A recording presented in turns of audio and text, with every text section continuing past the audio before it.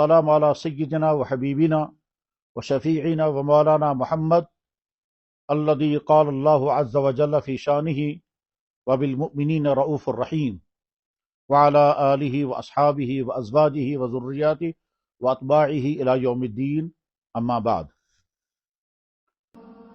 हज़रात नाज़रीन व सामिईन, अस्सलामु अलैकुम व रहमतुल्लाहि व बरकातुहू। पिछले कुछ दिनों में कश्मीर के मुआशरे में एक मसला इंतशार का जरिया बना है, और वो ये कि एक मस्जिद शरीफ के मिंबर पर मटका ला करके उसको बजाया गया, और इस तरह से पैगाम गालिबन ये दिया जा रहा है कि इस्लाम में मौसीकी और म्यूज़िक न सिर्फ ये कि जायज़ है बल्कि बहुत पसंदीदा है। जिन साहिब ने मेंबर पर ला करके मटका बजाने का काम किया, उनके मुतालिक हमारे बहुत सारे उलमा ने और अहले इल्म हज़रात ने अपने अपने रद्द अमल का इजहार किया, और बजा तौर पर यह इजहार ईमानी जज्बात की अक्कास है। अब इस सिलसिले में मजीद कुछ कहने की हरगिज़ ज़रूरत नहीं थी, लेकिन चंद अहम तरीन तकाज़े सामने आए जिनकी बिना पर इस वक्त आपसे मुखातब होने की सख्त मजबूरी पेश आ रही है। अभी इसी हफ्ते में हाई कोर्ट के चंद मुसलमान दीनी जज्बात रखने वाले वकला साहिबान ने बाकायदा मशवरा करके फिर मुझसे मुतालबा किया कि आप इस सिलसिले में मुफस्सल बात करें। इससे पहले मीडिया से जुड़े हुए हमारे बहुत सारे दीनी जज्बा रखने वाले जवानों ने मुतअद्दिद मरतबा मुझसे शदीद तकाजा किया कि आप इस सिलसिले में ज़रूर बात करें। बहुत सारे मसाजिद के इमाम साहिबान ने, जिनको अवाम के साथ मामला दरपेश रहते हैं और सवालों के जवाब देने होते हैं, उन अइमा हजरात ने भी मुझसे मुतालबा किया कि आप इस बारे में बात करें। इन तकाज़ों के बावजूद मैं तैयार नहीं हो पा रहा था, लेकिन अभी 3 दिन पहले मेरे सामने एक अजीब सी बात सूरत हाल सामने आई। इसकी बिना पर मैंने इरादा किया कि मैं ये गुफ्तगू करूंगा, और वो ये कि हमारे एक नौजवान आलिम जिनसे मैं ज़ाती तौर पर वाकिफ़ हूँ, वो एक बड़े इलाके में इमाम और ख़तीब हैं। उन्होंने आकर के कहा कि मेरे मुक्तदियों में से अक्सर हजरात वो लोग हैं जो झील वुलर के अंदर मछलियाँ पकड़ते हैं और उसके बाद फिर बाज़ारों में बेचते हैं। ये मछेरों का काम है। तो मछेरों ने मिल करके मीटिंग की, अब हम बाकायदा म्यूज़िक अपनी कश्तियों में चलाया करेंगे, क्योंकि फ़लाँ इमाम साहब ने, फ़लाँ मौलवी साहब ने मिंबर पर जब नोट बजाया तो हमें क्या हरज है। तो वो इमाम साहब मुझसे कह रहे थे कि मैंने उनको सख्ती से रोका, और उन्होंने जवाब में कहा कि तुमसे ज़्यादा बड़े बुजुर्ग वो हैं जिन्होंने ये बात कही है, इसलिए हम उनकी बात मानेंगे। जब इस तरह से ये गुमराही फैलने लगे तो जाहिर है उसके बाद फिर आदमी का चुप रहना किसी तरह से भी मुनासिब नहीं है। इसके लिए सबसे बेहतर तरीका तो ये था कि उन साहिब से मुलाकात की जाती जिन साहब ने ये मिशन बना लिया है कि मस्जिद के अंदर वो तार और सारंगी और मटका लेकर के आने को तैयार हैं। उनसे मुलाकात की जाती और उनसे इल्म और तहजीब के दायरे में रह कर के बात की जाती और समझाने की कोशिश होती, मगर अंदाज़ा ये हुआ कि शायद वो मुलाकात करने के लिए तैयार नहीं है। और वो अंदाज़ा इस तरह से हुआ कि शरई कौंसिल इस्लामाबाद के किसी जिम्मेदार ने बहुत संजीदा अंदाज में, बहुत इसरार के साथ उनसे मुतालबा किया कि हम आपसे मुलाकात करना चाहते हैं। वो गुफ्तगू मैंने सारी सुनी। वो बहुत ही अच्छे अंदाज में उनसे इसरार कर रहे हैं और हर तरह से मुलाकात करने के लिए तैयार है। उनके घर जाने को तैयार है, उनकी मस्जिद में पहुंचने को तैयार हैं, या जहां वो कहेंगे वहां उनको हर तरह का तहफ़्फ़ुज़ देने को तैयार है। मगर मौसूफ ने टाल मटोल का रवैया अख्तियार किया, और इस तरह से उम्मीद नहीं कि उनसे मुलाकात हो सकेगी। इस सारी सूरत हाल में अब गोया ये आपसे गुफ्तगू की जा रही है। हजरात, जिन साहब ने मस्जिद के मिंबर पर आकर के म्यूजिक के दुरुस्त होने के मुतालिक अपने ख्यालात बयान किए और साथ में मटका भी पहुंचाया, और कहा जाता है कि शायद सारंगी भी लाने वाले हैं या ला चुके हैं, रबाब वहां ला चुके हैं, तो मैंने सुना उनका नाम अब्दुल गनी शेख साहब है। मैं पॉइंट वार अर्ज करता हूं कि उन्होंने क्या क्या गलतियां की और ये गलतियां कितनी संगीन अंदाज की गलतियां हैं। गलती नंबर 1, उन्होंने कुरान करीम की आयत के गलत माना बयान किए, बल्कि कुरान करीम की आयत की तहरीफ की। अल्लाह ताला शान इरशाद फरमाते हैं, खलक़ल इंसान मिन सलसाल कल फखार। सलसाल और कल फखार के माना है ऐसी मिट्टी जो खुश्क होने के बाद खटकती हो, यानी उसको हाथ लगाएंगे तो अंदर से बजती हो। उस मिट्टी से अल्लाह ताला शान आदम अलैहिस्सलाम को पैदा फरमाया। जाहिर है इसका ताल्लुक तख्लीक आदम के साथ है, इसका ताल्लुक मटका बजाने के साथ नहीं है। लेकिन उन्होंने इस आयत से क्या साबित किया?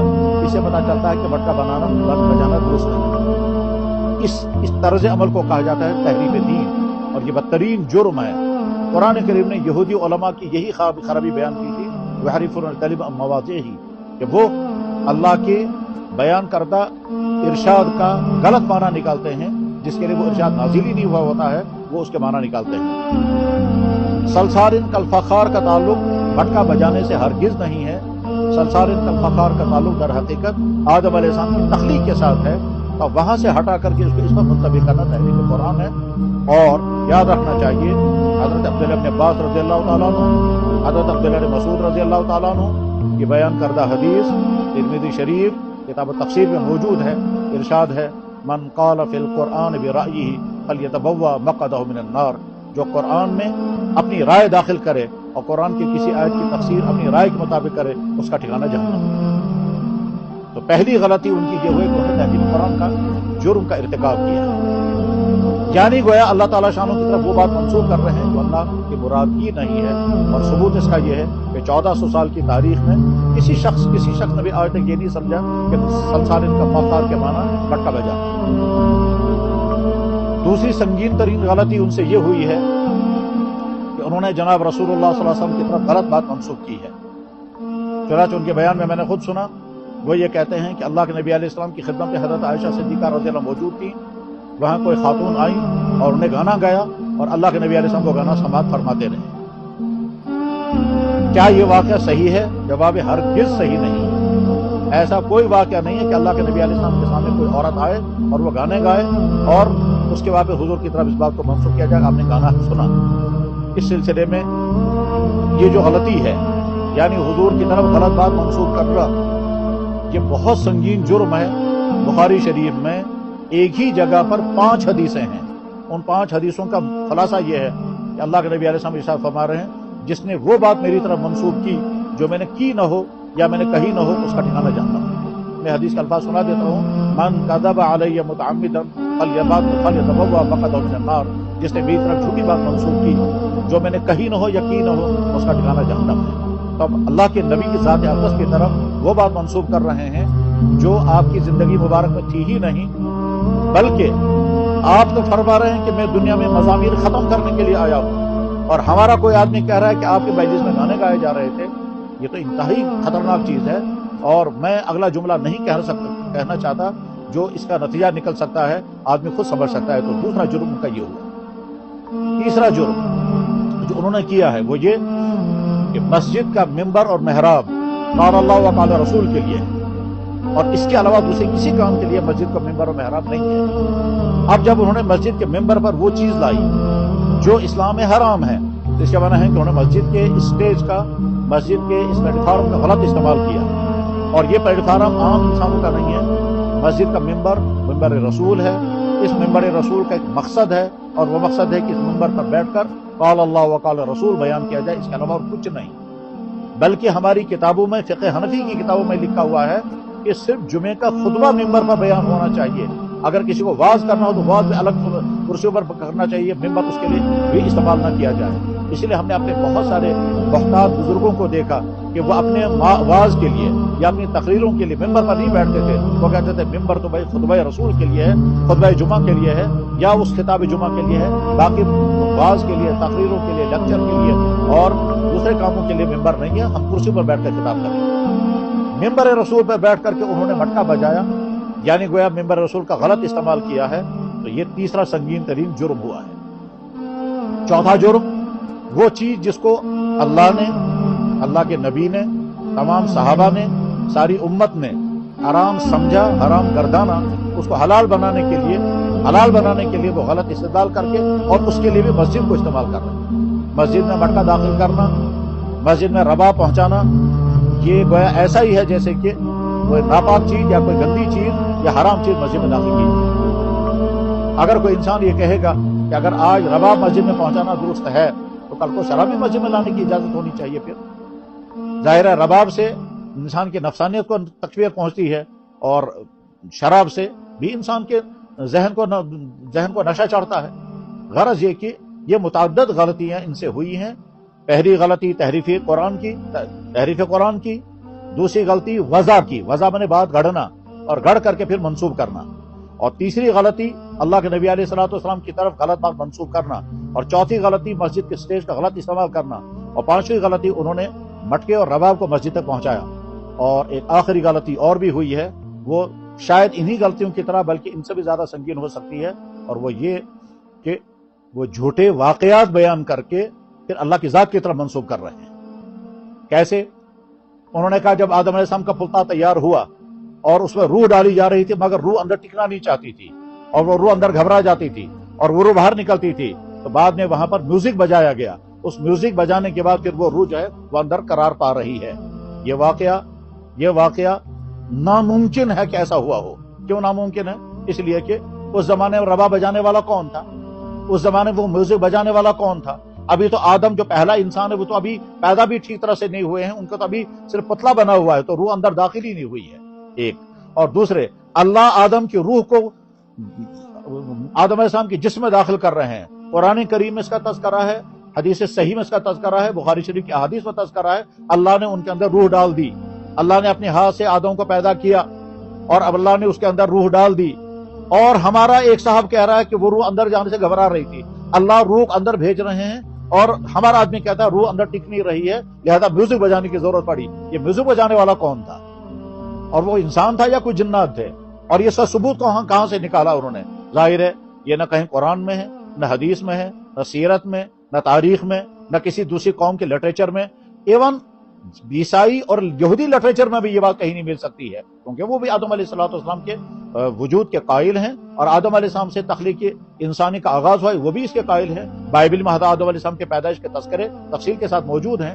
تو غرض یہ کہ جو اسلامی لٹریچر میں کہیں نہیں، جو لٹریچر میں کہیں نہیں، کرسچن لٹریچر میں کہیں نہیں ہے، تاریخ عام میں کہیں نہیں ہے، وہ واقعہ اگر ایک صاحب بیان کر رہے ہیں تو یہ گڑھا ہوا واقعہ ہے، اس کو کہتے ہیں جال سازی، دجل اور توبیق۔ تو اتنے سارے گناہ اس صاحب سے سرزد ہوئے ہیں، اس لیے اب آخری چیز جو سلسلے میں کہی جا رہی ہے وہ یہ کہ موسیقی کے متعلق اسلام کا موقف کیا ہے؟ جواب، قرآن کریم میں اللہ تعالیٰ شانو فرماتے ہیں 21واں پارہ سورہ لقمان، ارشاد ہے ومن الناس من یشتری لہو الحدیث، بعض انسان وہ ہیں جو لہو الحدیث خرید کر کے لاتے ہیں تاکہ لوگوں کو گمراہ کریں۔ یہ لہو الحدیث کیا چیز ہے؟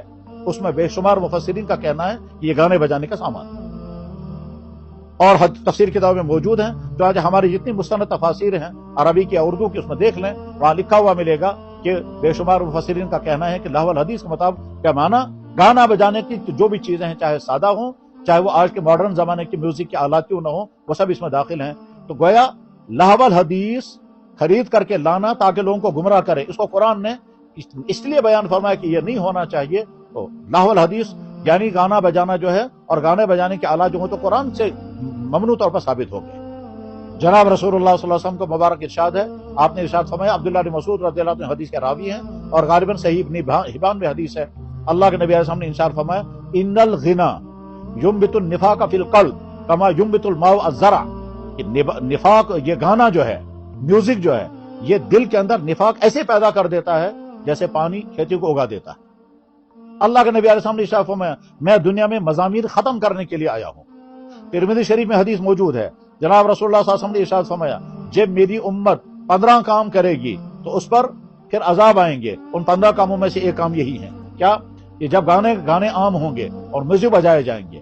بخاری شریف کی حدیث میں ہے، اللہ کے نبی علیہ السلام نے ارشاد فرمایا قیامت کی علامتوں میں سے کچھ لوگ آئیں گے، علامتوں میں سے ایک علامت یہ ہے یستحلون الحل والحریر والخمر والمحاذر، ایسے لوگ آئیں گے کہ جو بدکاریوں کو حلال کریں گے، रेशम का कपड़ा पहनना हलाल करेंगे, शराब का नाम बदल उसको हलाल करेंगे, और महाजिफ से मुराद गाने और गाने के आलात, और गाने के आलात में ही मटका भी दाखिल।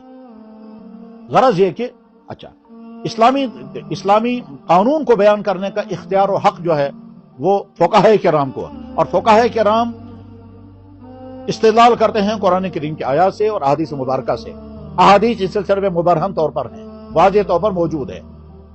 कुरान करीम की इन आयत को सामने रख करके चारों फुक़हा, और चारों फुक़हा के बाद भी बाद के बड़े बड़े मुहक्किकीन जैसे अल्लामा इब्न तैमिया ने अपने मजमूउल फतावा में, फ़िक़्ह हनफी का उसूल लिखा हुआ दुर्र मुख्तार रद्दुल मुख्तार में, फ़िक़्ह मालिकी का उसूल लिखा हुआ मालिकी कुतुब में, और हम फ़िक़्ह हम्बली का उसूल लिखे हुए उनकी किताबों में, चारों फुक़हा इस बात पर मुत्तफ़िक़ हैं कि इस्लाम में म्यूजिक की कोई गुंजाइश नहीं है, म्यूजिक हराम है। और इसलिए हराम है क्योंकि ये इंसान के दिल में बुरे ख्यालात की परवरिश करता है, और अल्लाह के नबी अलैहि सल्लम जिसको हराम किया है उसको बाद में कौन हलाल कर सकता है। लिहाजा जिन साहब ने ये सारी हरकतें की हैं उन साहब का मामला तो अलग है, लेकिन मैं उन तमाम मुसलमान भाई जिन्होंने ये वाक़या देखा और सुना और वो किसी भी तरह के इन कन्फ्यूजन के शिकार हो गए हैं, उन तमाम हज़रात से कहना चाहूंगा कि आप राजा अच्छी तरह से बेज़हन में रख लें कि ये 4-5 संगीन तरीन गलतियां उनसे हुई हैं, जिन गलतियों के मुतालिक अहादीस के वईदे में मैंने सुना दी। अब आगे अहकाम हैं वो समाअत फरमाएं। पहली बात, इस तरह के इंसान की गुफ्तगू सुनना सख्त तरीन जुर्म है, इसलिए तमाम हज़रात इस तरह के आदमी को गुफ्तगू सुनना बंद कर दें। ना उसके पेज को देखें, ना उसके बयानात को सुने, और ये बयानात को सुनने की मुमानत की वजह अभी मैं थोड़ी देर में अर्ज करता हूं। नंबर 1।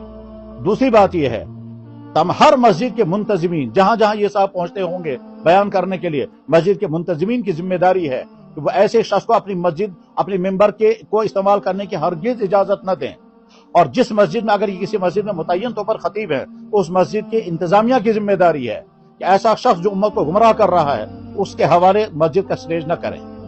जनाब रसूलुल्लाह सल्लल्लाहु अलैहि वसल्लम ने इरशाद फरमाया, इन अखफ़फ़ मा अख़ाफ़ु अला उम्मती, मुझे जिन बातों का अपनी उम्मत के बारे में बहुत डर है उनमें से एक बड़ा डर इस बात का है, अल अइम्मतुल मुदिल्लीन, ऐसे इंसान सामने आएंगे जो लोगों को गुमराह करने वाले होंगे। तो जब एक शख्स ये गुमराही का काम कर रहा है तो उस मस्जिद की इंतजामिया वालों की जिम्मेदारी है कि वो हरगिज इस मिंबर पर इन साहब को बैठने न दें, और अगर ये अमल वो कर रहे हैं तो समझ लें कि गोया वो लोगों को गुमराह करने के इस अमल में मुआविन बन रहे हैं। जिन लोगों ने अब तक उनके बयान सुने हैं वो तौबा करें, खास तौर पर इसलिए भी कि जब वो मटका बजा रहे थे और मजमे में बैठे कुछ लोग जो हैं वो खुशी का इजहार कर रहे थे, इन्ना लिल्लाहि व इन्ना इलैहि राजिऊन, मस्जिद में बैठ करके गाने गाए जाएं, मटके बजाए जाएं और लोग वाह वाह करने लगे, खुशी महसूस करें। अल्लाह के इल्म में है कि इस तरह के लोगों के ईमान का क्या बनेगा। मैं फतावा की किताबों के हवाले नहीं, मैं अभी कल मजमुउल फतावा शेखुल इस्लाम अल्लामा इब्न तैमिया का फतवा पढ़ रहा था, उसमें वो लिख रहे थे, युखाफ़ु अलैहिल कुफ्र, जो गानों से लज्जत महसूस करेगा उस पर तो कुफ्र का खतरा है। ये साहब क्या काम कर रहे हैं, मन इस्तहल्लल हराम युखाफ़ु अलैहि अन युकफ़र, जो किसी हराम को हलाल बनाने लगेगा, खतरा इस बात का है कि वो काफिर हो जाएगा, और बाज़ी किताबों में तो बिल्कुल साफ हुक्म लिखा हुआ है।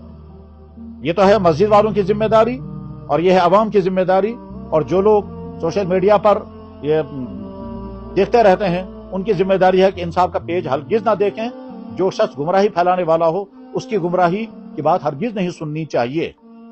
इस सिलसिले में जो वाक़या अर्ज करना चाहता हूं वो मैं अर्ज करता हूं कि हमारी हदीस की किताबों में एक अहम तरीन किताब उसको कहते हैं दारमी, सुनन दारमी में ये वाक़या लिखा हुआ है। हज़रत फारूक आज़म रज़ी अल्लाह ताला की खिदमत में कूफा के गवर्नर हज़रत अबू मूसा अशरी रज़ी अल्लाह ताला ने इत्तला भेजी कि हज़रत यहाँ एक साहब हैं, वो अजीब अजीब सवालात खड़े करते हैं कुरान के मुतालिक, नए नए मसाइल बयान कर रहे हैं दीन के मुतालिक, और उसकी वजह से लोगों में इंतशार पैदा हो गया है। कुरान की आयतों के मुतालिक ऐसे सवालात खड़ा करते हैं जिसकी वजह से लोग मुंतशिर हो गए हैं। फिर उसके बाद ये साहब वहां से फरार होकर के मिस्र पहुंचे।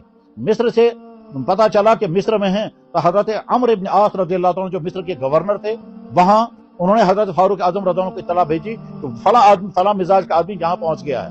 हजरत फारूक आजम रज़ी अल्लाह ताला ने फरमाया उनको फौरन मेरे पास भेज दो। चुनाचे सबीक नाम के इस आदमी को मिस्र से मदीना मुनव्वरा दारुल खिलाफा भेजा गया, यानी हजरत फारूक आजम रज़ी अल्लाह के पास। جو آدمی ان کو لے کر کے آئے انہوں نے اس آدمی کو باہر رکھا اور خود اندر داخل ہو گئے۔ حضرت فاروق اعظم رضی اللہ عنہ نے فرمایا وہ آدمی تمہارے ساتھ ہے؟ انہوں نے کہا جی ہاں میرے ساتھ ہے۔ فرمایا دیکھو کہیں بھاگنے نہ پائے ورنہ سزا تم کو لگے گی۔ اس کے بعد اس کو بلایا اور بلانے کے بعد پھر فرمایا تم نے اسی طرح کے سوالات اٹھائے ہیں، تم نے اسی طرح کی باتیں پھیلائی ہیں؟ اسے سر نیچے کیا۔ اس کے بعد حضرت فاروق اعظم رضی اللہ تعالیٰ عنہ نے اس کی کمر پر درے مارنے شروع کیے، یہاں تک کہ ساری کمر لہو لہان ہو گئی اور وہ چیختا رہا۔ فرمایا نہیں نہیں، تو نے دین کے اندر انتشار پیدا کیا ہے، یہاں تک کہ جب اس سے ساری کمر لہو لہان ہو گئی اب وہ ہمت بھی نہیں کر پا رہا تھا اٹھنے کی۔ اس کے بعد اس آدمی سے فرمایا کہ اس کو اپنے گھر لے جاؤ اور لے جا کر کے جب یہ ٹھیک ہو جائے گا پھر میرے پاس لے آنا۔ چنانچہ وہ مہینوں تک اس کے گھر میں رہا، جب وہ ٹھیک ہو گیا پھر لے آئے اور لانے کے بعد پھر حضرت فاروق اعظم نے پھر مارنا شروع کیا اور فرمایا کہ تو اس طرح سے دین میں انتشار پیدا کر رہا ہے۔ اتنا زیادہ مارا کہ اس کا کمر ساری لہولوان ہو گئی۔ پھر فرمایا اس کو لے جاؤ اور لے جا کر کے اپنے باتوں کو جب ٹھیک ہو جائے گا پھر میرے پر لے آنا۔ چنانچہ تیسری مرتبہ ان کو لایا گیا۔ اس نے کہا حضرت میرے دماغ سے وہ ساری خرابیاں نکل گئی، وہ خناس میرے ذہن سے جڑ چکا ہے۔ فرمایا نہیں ابھی نہیں صاف ہوا، جب تک مجھے یقین نہیں ہو جائے گا۔ تیسری مرتبہ اتنی سخت سزا دینے کے بعد پھر ان کو بھیج دیا جیسے عراق، اور عراق میں حضرت ابو موسیٰ اشعری رضی اللہ عنہ نے فرمایا اس آدمی کو تمہارے پاس واپس بھیج رہا ہوں، خبردار عوام کو اس کے بعد بیٹھنے مت دینا، خبردار عوام کو اس کے بعد بیٹھنے مت دینا۔ ایاکم و مجالست الناس، بچنا تم لوگوں کے ساتھ، اس کا ملنا جلنا نہیں ہونا چاہیے۔ میں نے جو ابھی تھوڑی دیر پہلے عرض کیا تھا کہ ان صاحب کا پیج نہ دیکھا جائے، ان صاحب کے بیانات نہ سنے جائیں، ان صاحب کی گفتگو نہ سنی جائے اور ان صاحب کو مسجد میں نہ آنے دیا جائے۔ اسی بنیاد پر میں نے کہا کہ جو گمراہی پھیلانے کا کام کرے ان کے لیے یہ ہے۔ لہٰذا پھر حضرت فاروق اعظم رضی اللہ عنہ ابو موسیٰ اشعری کو فرمایا جب تمہیں یقین ہو جائے کہ یہ درست ہو چکا ہے اس کے بعد اس کو عوام سے ملنے کی اجازت ہے، اس کے پہلے نہیں ہے۔ دراصل دین کو شفافیت کے ساتھ آگے باقی رکھنا ضروری ہے اور اسی ضرورت کی بنا پر یہ بات عرض کی جا رہی ہے۔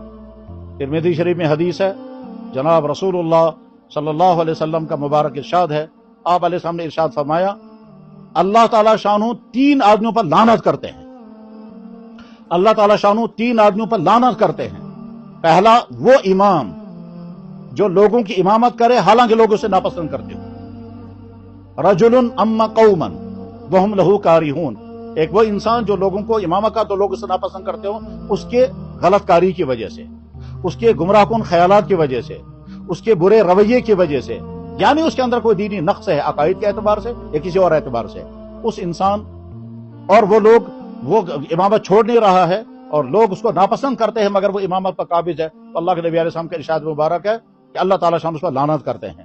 اور دوسری وہ عورت جس کا شوہر اسے ناراض ہو اور وہ عورت الگ رات گزارے، اور تیسرا وہ انسان جس نے اذان کی آواز سنی اور پھر بھی وہ اللہ کے گھر کی طرف نہیں آیا۔ یہ حدیث ترمذی شریف میں موجود ہے۔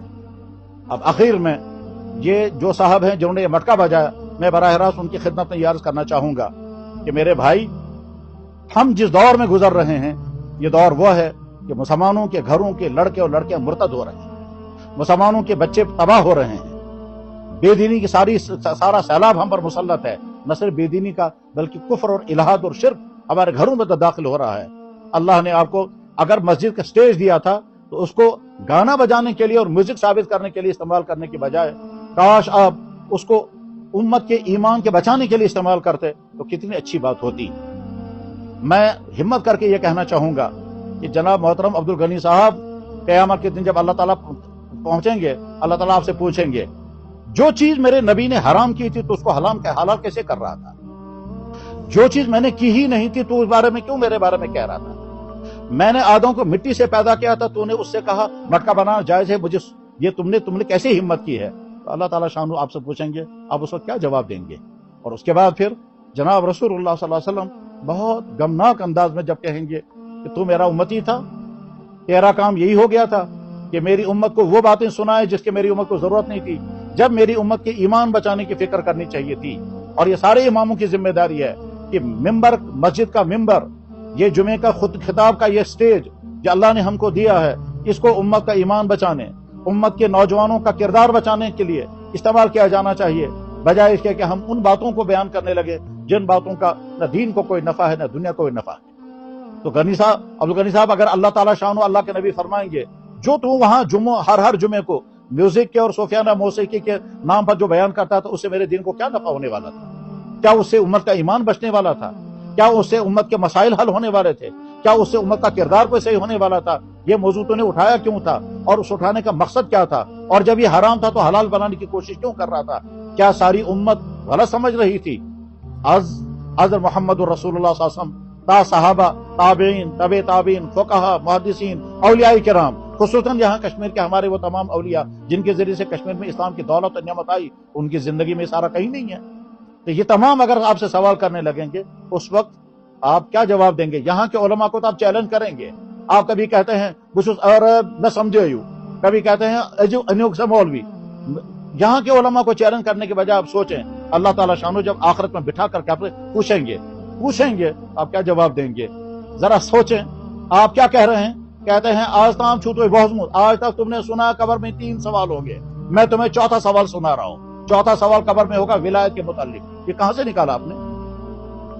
اللہ کے نبی فرمائیں گے میں تو بیان کر رہا تھا قبر میں 3 سوال ہوں گے، اللہ کی ذات کے بارے میں، نبی کے بارے میں اور دین کے بارے میں۔ تو نے چوتھا سوال کہاں سے لایا ولایت کے بارے میں؟ تو آپ کیا جواب دیں گے اللہ کے نبی کو؟ آج کے مسلمان تو انشاءاللہ اس گمراہی سے بچیں گے، اور جن جن تک یہ میسج پہنچے گا وہ سمجھ جائیں گے کہ سارا گمراہی ہے، اسے بچیں گے۔ لیکن خود آپ اپنی فکر کریں کہ کہیں ایسا تو نہیں ہے کہ آپ اس راستے پر چل پڑے ہیں جس راستے کے نتیجے میں آپ کی دنیا ہو سکتا ہے وقتی طور پر واہ واہ ہو جائے اور کچھ لوگ آپ کو فالو کرنے والے مل جائیں، لیکن آخرت آپ کی تباہ ہو جائے گی۔ اللہ کے سامنے ان تمام سوالوں کا جواب کیا دینا ہوگا اس کو سوچیں۔ اللہ کے نبی علیہ السلام کی بارگاہ اقدس میں ان سوالوں کا کیا جواب دینا ہوگا اس کو سوچیں۔ اور یہ سوچ کر کے یہی میں ہمدردی کی بات آپ تک کہنا چاہوں گا۔ میں امید کرتا ہوں کہ میں نے کوئی توہین آمیز بات نہیں کی ہوگی۔ اللہ کرے آپ صحیح راستے پر آ جائیں اور رجوع کریں اور توبہ کریں۔ میں نے آج تک جو کچھ کیا ہے وہ سب غلط تھا اور سارا غلط تھا۔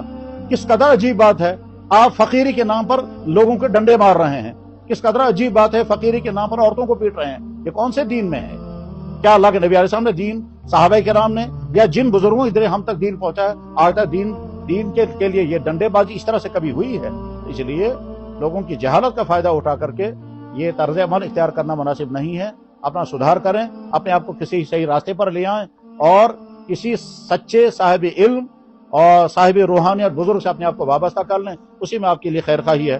اللہ کرے اس وقت یہ گفتگو سننے والے تمام بھائیوں کے لیے اور جہاں جہاں تک یہ میسج پہنچے ان تمام بھائیوں کے لیے راہ حق کے سمجھنے کا اور غلط فہمیوں کے دور ہونے کا اور انتشار کی ختم ہونے کا ذریعہ بنے۔ وآخر دعوانا ان الحمدللہ رب العالمین برحمتک یا ارحم الراحمین۔